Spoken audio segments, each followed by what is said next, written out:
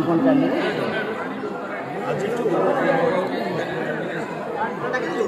29 तारीख पर्यंत महाप्रभु श्री जगन्नाथ महोत्सव आरंभ है। आमर कपिलेन्द्र देव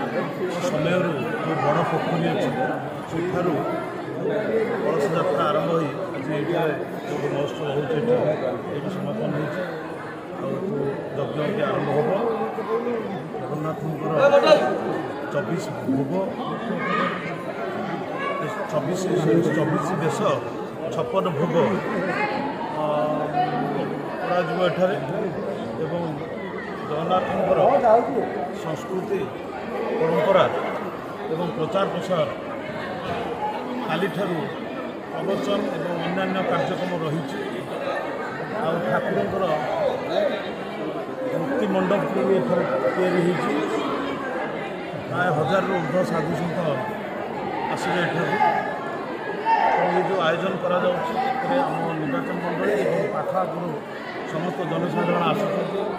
आज मुझे देखिली जो भाव में लोकर उत्साह देखिली आश्चर्य होगली जहा आम संस्कृति आम परंपरा को एमती आम